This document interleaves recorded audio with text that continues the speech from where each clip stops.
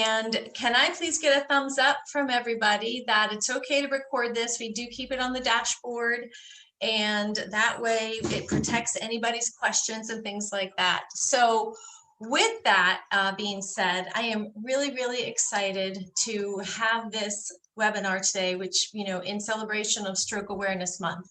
And I myself, as everybody knows, my daughter had a TBI as well as a stroke, but the impressions were much more addressed towards the TBI. But I've learned so much more about stroke and the recurrence of stroke.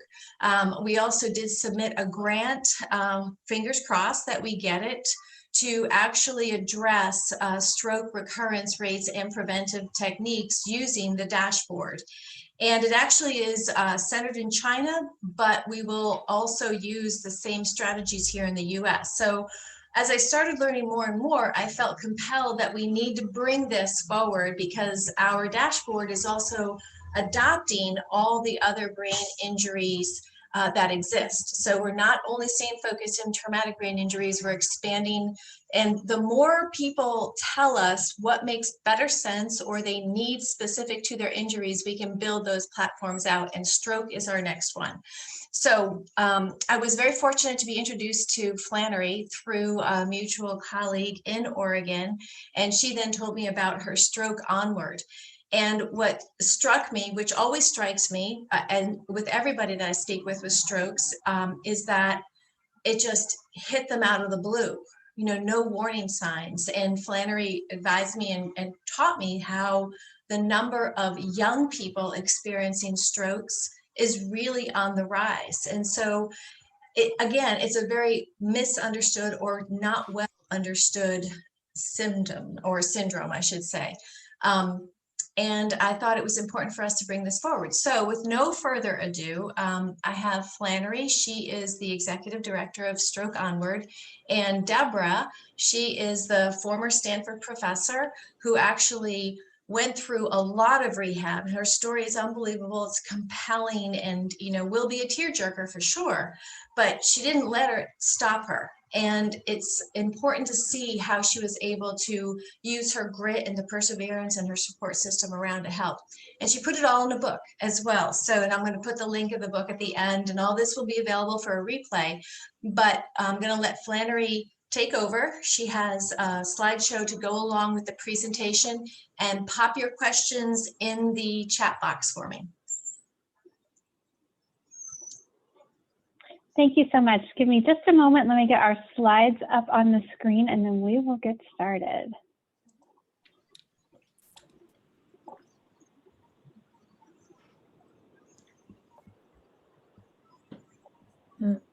Okay, can someone give me a thumbs up when you can see our slides? Fabulous.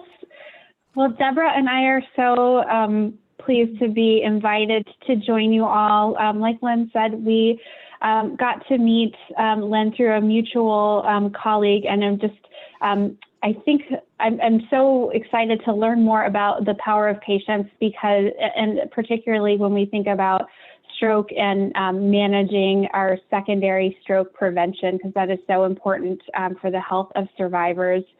We're going to talk briefly about our organization, Stroke Onward, and really the work that we do specifically around the emotional recovery and rebuilding your identity after stroke.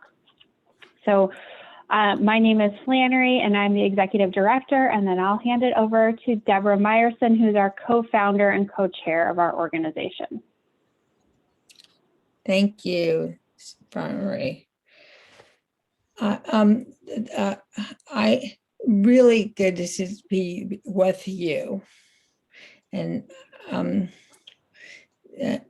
I am Deb Meyerson.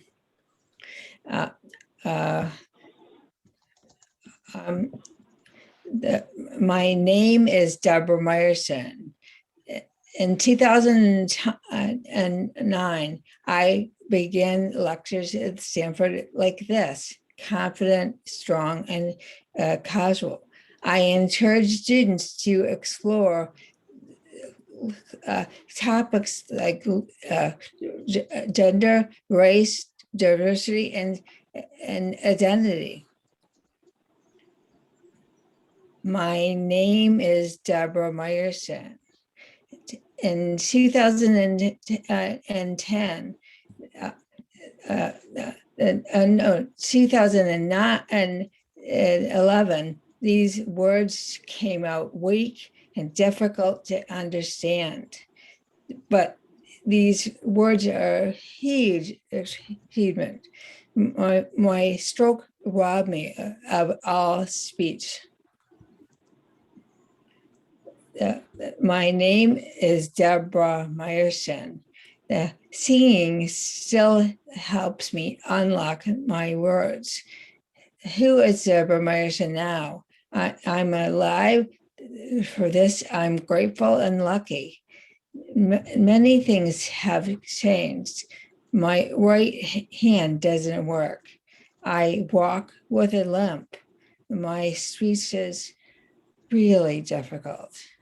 But some things haven't changed.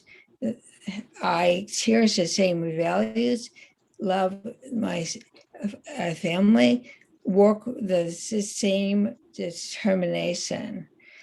Losing my older life is the hardest part of my stroke. Rebuilding my identity as a stroke survivor with disabilities is the hardest part of my recovery.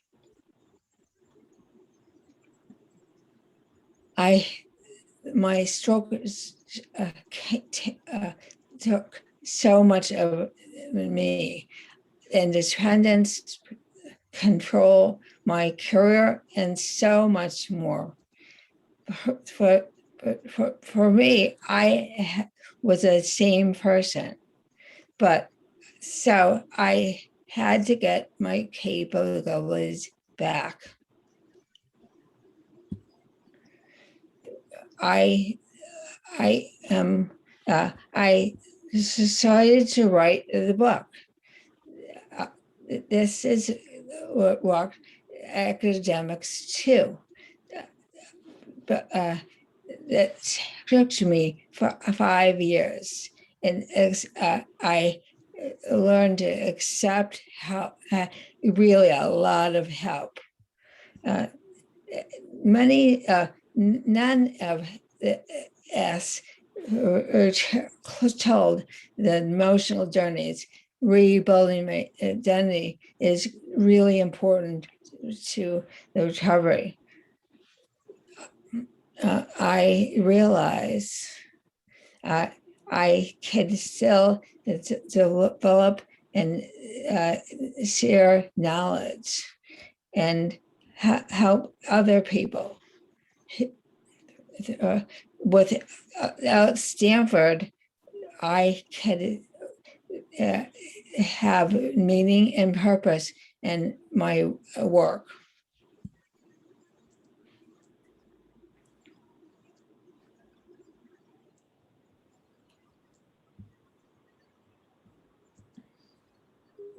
This is not just my story will help. I interviewed more than 55 people, diverse ages, backgrounds, stroke types, and experiences of life and stroke. Every stroke is different. Every recovery is different. Every person is different. And many healthy friends tell me the book helped them. They struggled with the concept of self, losing loved ones, health issues, recurring, growing older, and navigating other life changes. Thank you. Thank you, Deborah. So we're going to play a quick video, and this video is also located on our website, just detailing Deborah's story a little bit and the birth of the book and our organization, Stroke Onward. So just when the video plays, will you guys let me know that you can hear the audio? In 2010, Deborah Meyerson was a professor at Stanford University, working on issues like gender, diversity, and identity. I'm really happy to be here. I spoke at a Net Impact conference. She was also a happily married mother of 3, healthy, fit, and athletic. Then, a severe stroke nearly killed her, leaving her paralyzed on the right side and with no speech at all.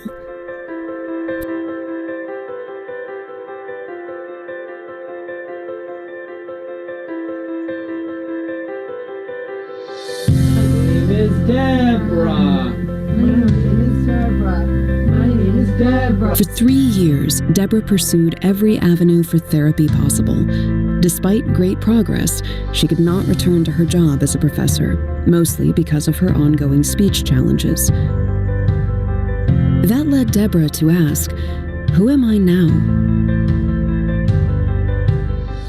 Drawing on her background studying identity, Deborah and her family began to explore their identities and the emotional journey they now know was critical to rebuilding a rewarding life in the face of disabilities.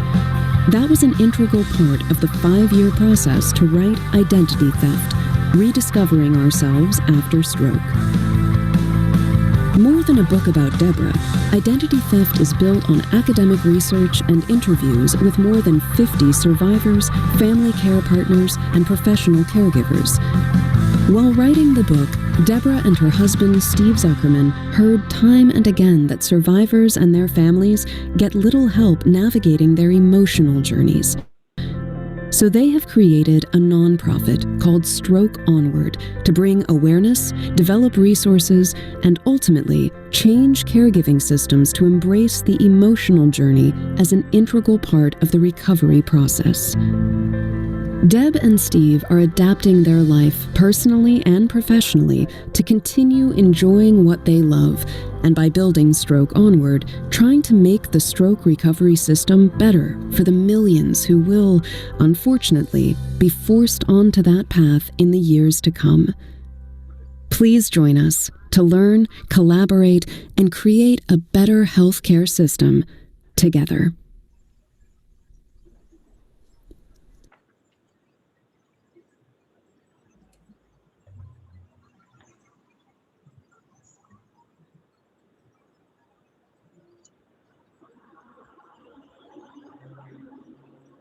All right, thank you. So we just wanted to share a brief overview. I'll talk about a few things that we're working on, but mostly give time for us to have conversation and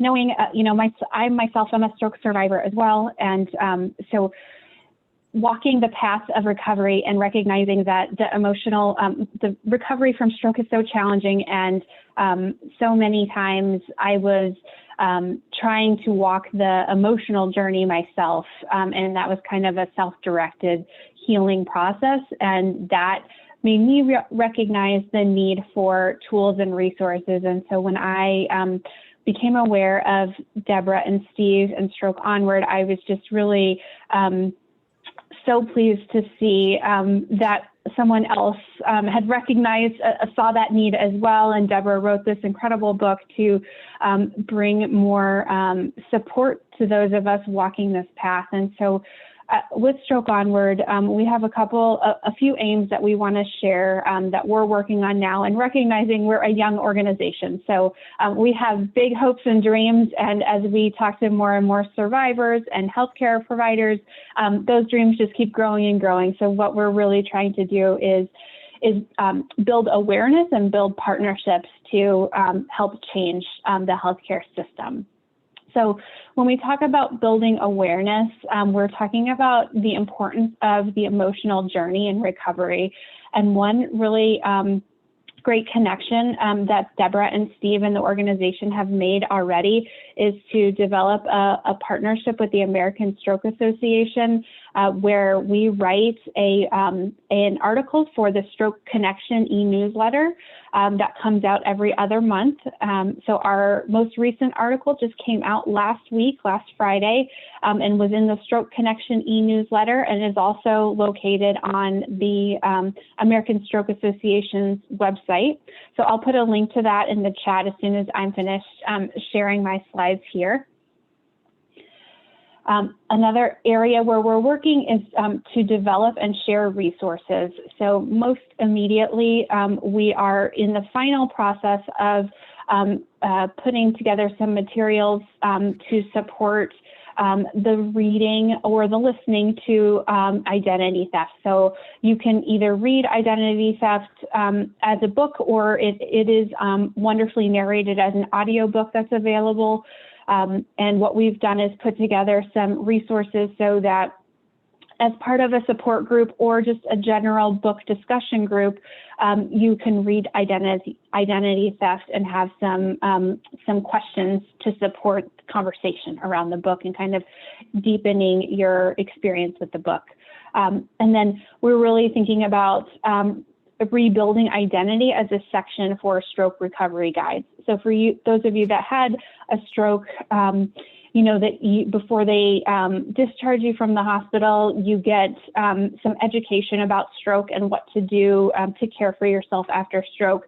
And frequently those guides only talk about your emotional health after stroke and identity in the context of depression and anxiety.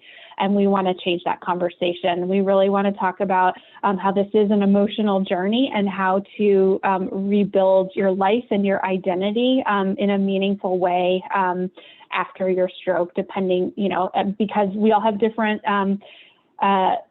changes and challenges and disabilities after our stroke, and that can be really difficult to adapt to that. And so we're all about how do we support ourselves and the people around us as we rebuild after stroke.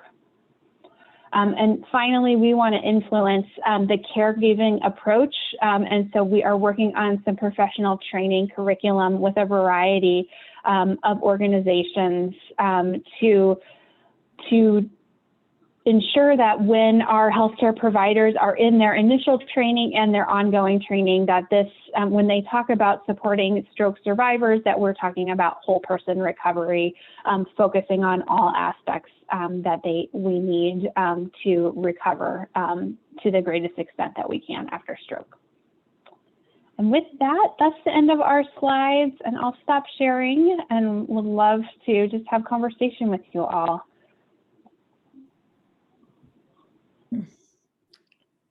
Thank you.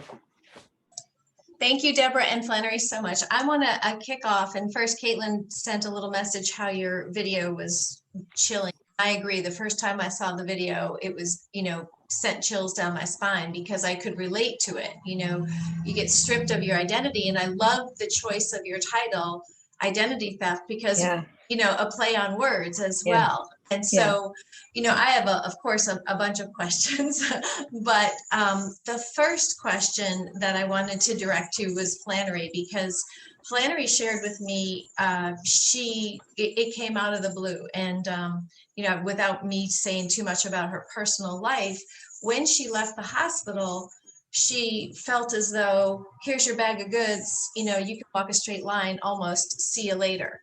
And I think to your point about, the whole depression and all of that in terms of the recovery, nobody thinks about the other aspects of emotional support that really have to be nurtured. So is there a worksheet, or is there some kind of a checklist, or what is in the book that potentially could give more information to the group here?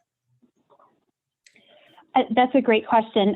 There is not a worksheet yet. I think that's something on our list of things we want to develop. But one of the beautiful things about the book is it covers various aspects, and not just from Deborah's perspective, like she said, but from lots of different people's experiences kind of working through the emotional journey after stroke. So that is a nice roadmap, thinking about how does this impact my family? How does this impact my career? How does this impact the relationship that I might have with my partner? And it's a good discussion starter, particularly for your family members, your friends, as you work through your emotional journey. But like I said, we have a long list of things resources that we want to put together, and that's part of what we're starting to work on. Is some of those resources will start to be linked on our website later in the summer. We're kind of putting together those resource lists so that it's easy to find that, because that's what I found is like what you said. I kind of like, okay, there's nothing else we can do for you here. Good luck, bye, see ya. You know, they kind of sent me out the door, and it was a lot of Google searching. So. Lynn,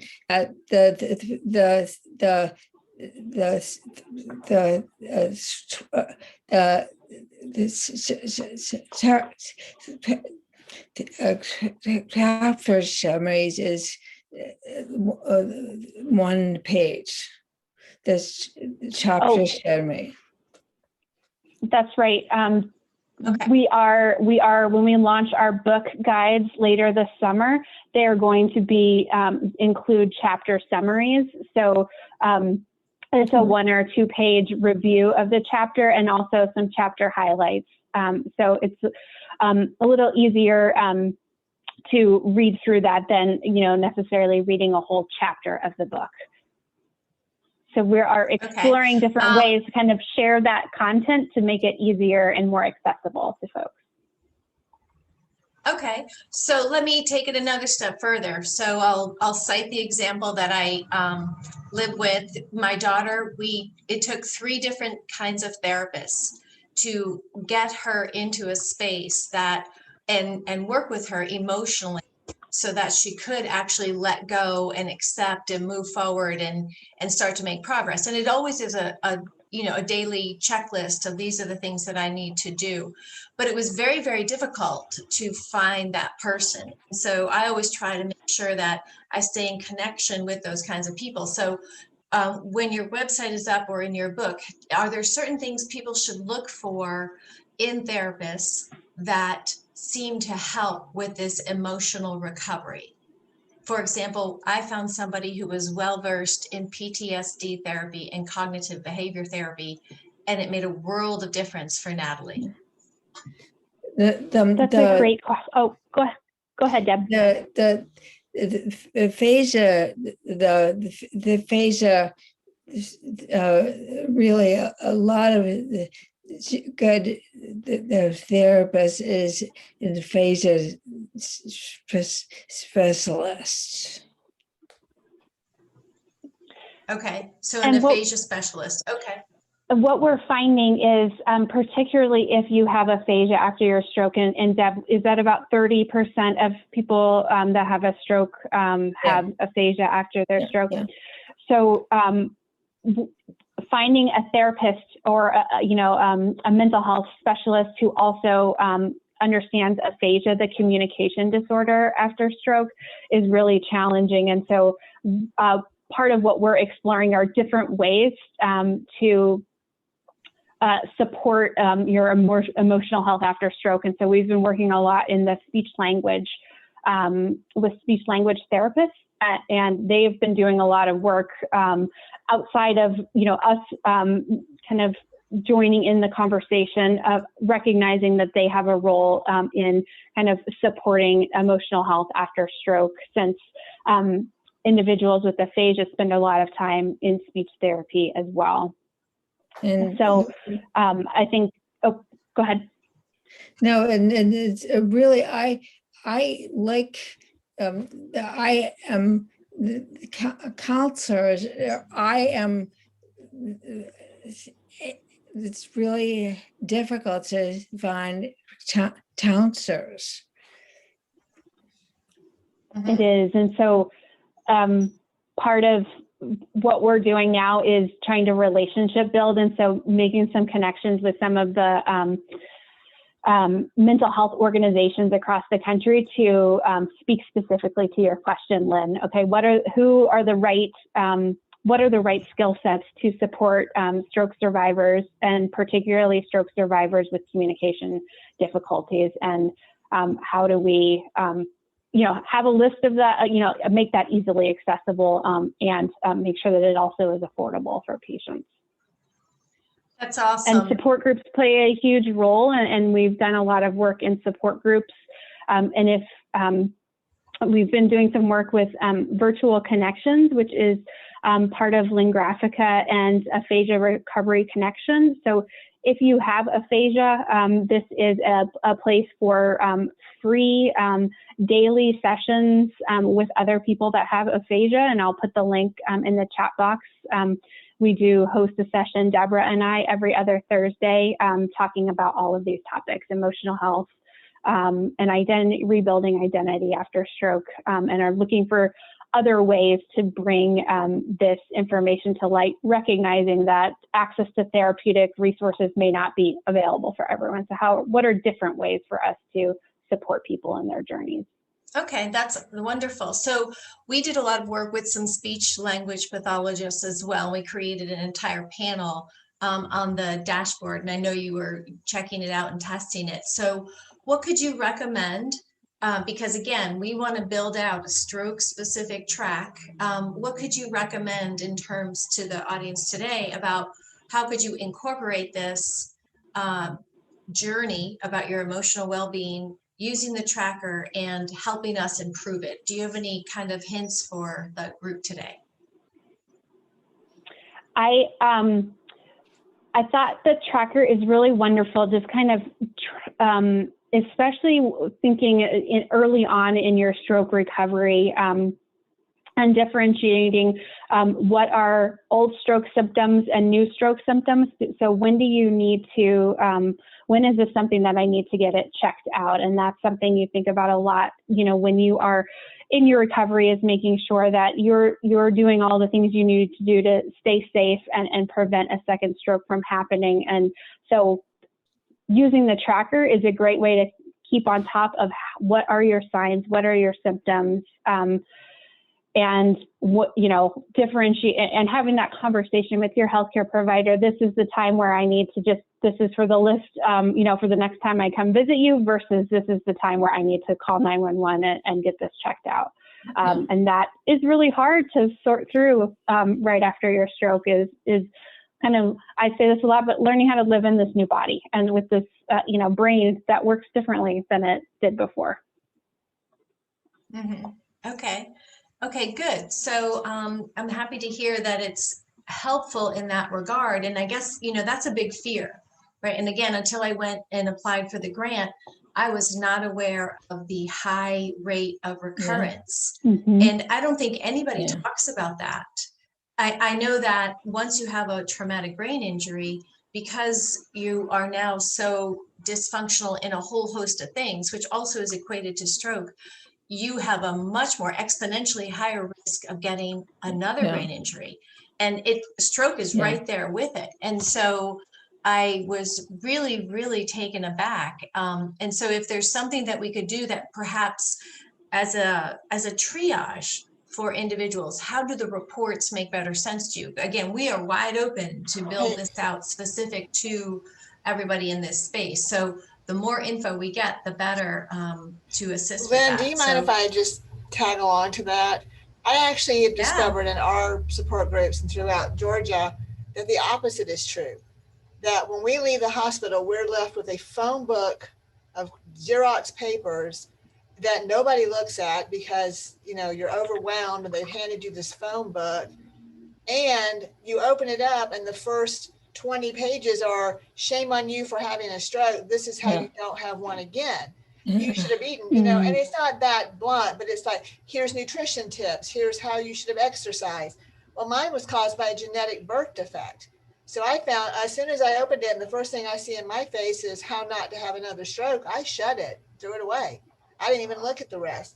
So it's balancing that fine line of understanding that yes, there's higher risk factors without placing blame, because stroke, unfortunately, there's so much more the patient's fault. There's that stigma is so attached to it, more so than even brain injury, Yeah. because you can almost forgive an automobile accident or a motorcycle accident for some reason. Stroke, oh, you had high blood pressure, you were fat, you didn't eat well. No. So it's I appreciate what they're saying, but we really have to watch, especially with the dashboard, that we're not adding stuff that even smells of this was your fault. I agree. I agree. You And said it the- perfect. the- There is a lot of shame associated with stroke because the healthcare industry silos all of conditions, and they do that simply because they don't necessarily understand the basics or the baselines, you know, and again, that's something that we really have to tease out. So yes, I think North Carolina does the same thing, Kelly. You know, you get this huge packet, this huge bag, and you are overwhelmed, you know, and so I also agree with you that there is an associated stigma to it as well too. So and I'm on board. and identity and stroke, no, the identity and emotional is really not treated. Mhm. And especially when your identity is latched to this is your fault. Yeah. You really have to block that. Yeah. At Well, in that point. TBIs and myself, mine was a motorcycle accident. 90% of the people will roll their eyes and go, "Oh, then you deserved it." Yeah. The next Oh, one is yeah. horseback riding. Mm. You shouldn't have been on that animal. We had a guy at a meeting that just stole a gas tank of gas from a gas station, filled up and drove off, being chased by police, ran off the road, was ejected from the car, and they had more sympathy for him than me. Oh, poor guy, you rejected? And it's like, you were running from the cops. You just stole. Oh and my it God. was more It's that sympathy because line. it was a car wreck. Yeah. But the motorcycle wreck is like, you deserved it. You were foolish. So trust me, I've been hit, in seeing that. And it's funny how I do know folks who are, one lady we know beat up by her boyfriend. Of course, she gets lots of sympathy, which is understandable. She was a victim of abuse, but it goes that way in brain injury too. I get eye rolls a lot. I think it's all over, and I think it's just a very careful walk we have to walk with it, so that the identity doesn't get wrapped up. I think the biggest thing for me is my identity is not my injury. My identity is not my brain injury. It's not my stroke. And too often people want to connect that. I am a survivor. Well, no, I am Kelly who happened to survive a stroke. Very different. Yeah, I agree completely. Mm-hmm. So I hear a lot of the rebirth day with traumatic brain injuries. And it took me a long time to understand that until I read a blog post, and this was early on in caring for my daughter.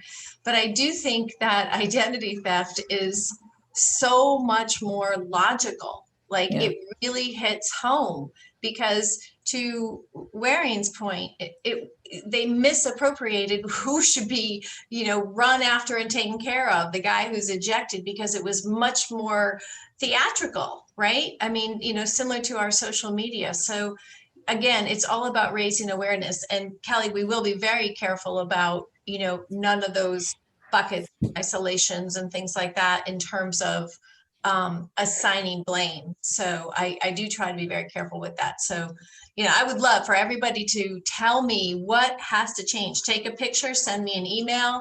How does it make better sense to you, so that we can, again, improve this and actually use the data to drive the change. Flannery comes from the public health sector as well too. So she is very well versed in, knowing how we have to do that. I actually reached out to the NASHA group, which is the I always get it mixed up, National Association of State Head Injury Administrators, and they're going to help promote the dashboard. And I emailed them and said, I want to make brain injuries a chronic condition. I want to start the initiative. So, not just TBI, the whole umbrella, and it fits the category. So we actually have a meeting on the calendar to see how can we start that. And the way we start it, again, is through our data. And so I don't want to, beat a dead horse, but we got to prove why this is so important to the organizations. So you already told us, about how you see the help with the app. So what about the future? What's the biggest fear, Deb and Flannery? Mm-hmm. All right. Go ahead, Deb. No, the fear is, I'd like you to take it. Well, I think so some of the data, I don't want to be a data, I'm a public health person, so I love statistics. So 800,000 people are having a stroke every year. 25% of those are people that have already had a stroke, so they're having a repeat stroke, and about a quarter of those people are younger than what you might typically assume a stroke happens in. So, some of that stigma that Kelly was talking about, and I react kind of strongly to sometimes when I say like, oh, strokes are preventable. I'm like, well, mine wasn't, and I've met many, many people who it was not a preventable situation. So, that's a great point about that not being helpful, motivating kind of language. But the fear is just, how do we reach everyone? Knowing that there are so many people out there that are struggling, and not only the survivor themselves, but their family and their kind of the people that are around you. So how do we get this message out, whether it's the Stroke Onward message, and what you're trying to do with Power of Patience is just how can we get this out everywhere so that we can support people and know that there's community and there's people there to support you and you're not alone. Because I felt so alone as a young stroke survivor. I lived in a rural community. I didn't have a lot of resources, like therapeutic resources available. So I just felt like I was isolated, and I joke, but I was serious. Like it felt like I just had stroke like tattooed across my head, and that was my, my scarlet letter or something. And so how do we take that stigma away and bring more support to people who have experienced stroke, traumatic brain injury, and understand better about our brains and our bodies and how it all works together. And the emotional piece is, identity and the emotional piece is really important. So much. I have a book. Mm-hmm. So we have to kind of keep beating the pavement, right? Like we have to, it's okay to pause. I always say that because we do get tired, right? All of us across the board. And it's okay to pause, but we've got to keep coming back. And I think by having these discussions and we keep pushing to raise the awareness and to shift the mindset of the powers that be. The powers that be are the ones that are putting us into these silos. So again, I'm all for supporting you and helping you and whatever we can do to definitely collaborate. So Here is the book. And I'm going to put the link. So there's Deborah's book. Yep, I'm going to put the link in the email when I send out the replay as well. And maybe we can start by sharing, right? And we can get everybody, just send this out to 2 people. Just get them to watch it so we can start raising the awareness. And we're going to start talking in our newsletters and in our blogs. What we're going to start doing, we went through a lot of the therapeutics and things like that, and there's still going to be more of that, but we're now going to start talking statistics. We're going to break it down so it's very consumable and chunkable and digestible for the common person to say, wait a minute, like, how come there's not enough research over here? We're going to start shaming the industry, and that's how we will make a difference. That's great. And I just pausing to note something from the chat. In honor of Stroke Awareness Month, someone was asking, Kelly was asking, what are the signs and symptoms? So you may have heard of Be Fast. So those are your main signs and symptoms. Now, there are not all of the signs and symptoms, and men can have different signs and symptoms than women, so that's something to be aware of. But B is for balance. So is there a difference in your balance or someone around you? So if you are noticing this in someone else, if there is something going on with your eyes, if you've got a facial droop on either side of your face, if one of your arms stops working, or mine didn't stop working and neither did Deborah, not all the way. It was weird. Like I just had some strange sensation on one of my arms and not the other.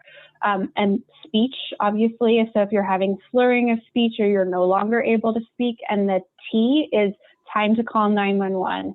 And it's really important to call 911 because they can access the kind of systems and get you to the right hospital. So I know that lots of us might be hesitant to call 911, myself included, but it gets the medical system going and gets you prioritized in the queue of in the hospital too, and they get you to the correct hospital. So I like to highlight that, that especially as we're talking about it during Stroke Month.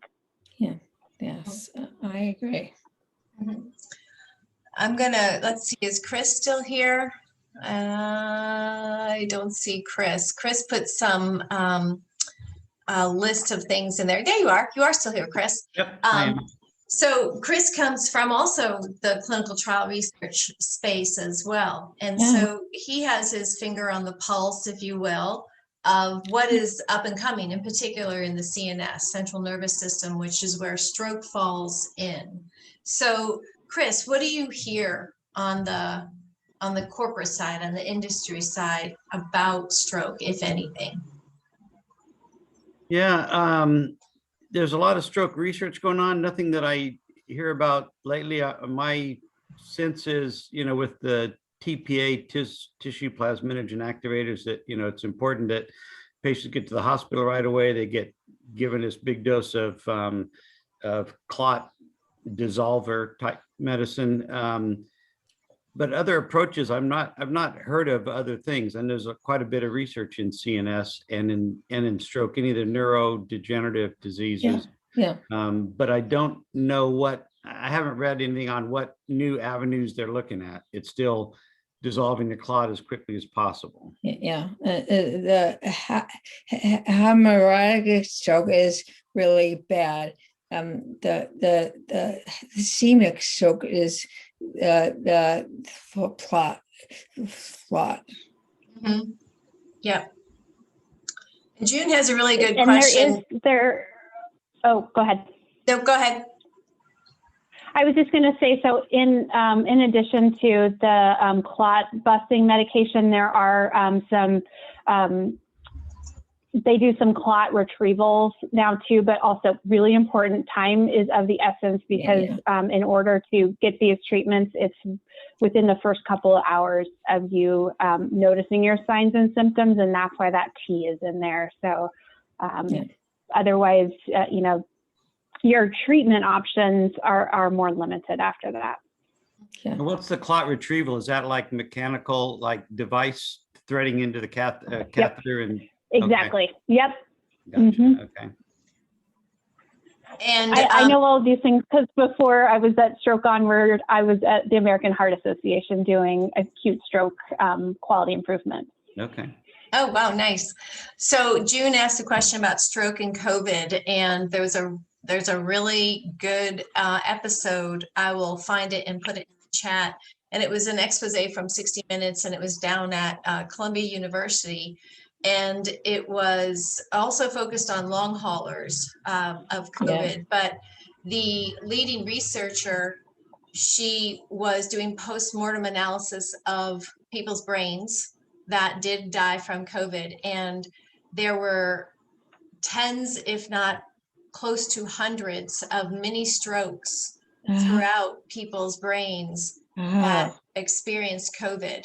And it was very, very alarming, because, none of this is really being discussed in the Unfortunately, the researcher died of a heart attack, but they are carrying her work on. But she's one of the leading national pathology researchers, and it's unbelievable. So you really do have to take COVID seriously if you have a brain injury in particular, right? You should take it seriously, but particularly with a brain injury. I'll see if I can find that episode and I'll pop it in the chat for everybody. Yeah. All right. Are there any more questions? Daniel, I know you are a wealth of knowledge with your international organization. Daniel's out in the California area. Is there anything that you can bring to the table for us to talk about and discuss and how we can move forward as well? Let's have a meeting maybe separately, and I have some ideas and I want to run by you, but this may not be the best for the group that is sitting like this. So okay. I apologize. Yeah, but thank you for asking. Of course, of course. All right. All right. Flannery put the emails in there as well. I am going to follow up with everything else. Is there anything that I didn't touch upon, ladies? I think we covered between your slideshow and the questions and then the info. I can't find it, so I'm going to have to dig for that episode, but I'll put it in the email as well when I send out the replay. Well, it's very, it's heartfelt, and it kind of makes me a little sad, right? Because it feels like stroke has a lot more knowledge, but it's the wrong knowledge, to Kelly's point. And that, as now the caregiver, I get it. And, we need to change it. And I'm on that path to do that and start the ball rolling. So whatever I can do to help, I'm here to help everybody. Let me know. All the contact information will be there. So if you have questions for Deb or Flannery, directly email them, or you can send it through us as well, but it's whatever you need. So,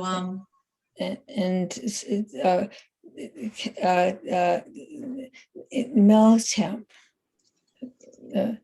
Oh, yes. And we have an email.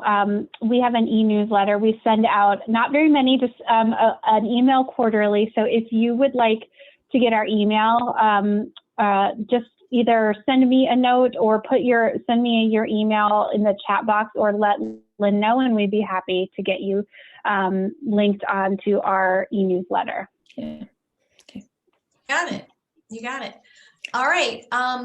If there's no further questions, I look forward to getting the book. I will be buying it so I can also put it on the website. We are redoing our website. So anybody, I know Steve has a couple of books as well because of his recovery and his journey and what he was able to learn.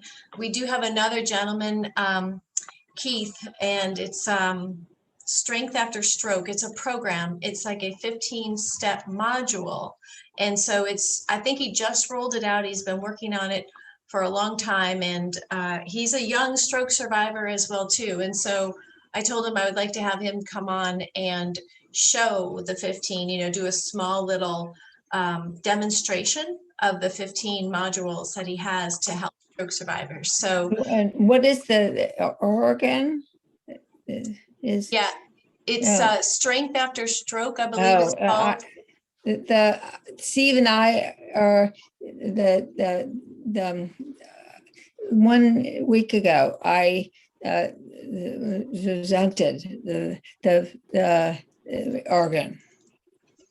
That's the one. Yep. Yeah. Yep. That's one. He's a great guy. Great guy.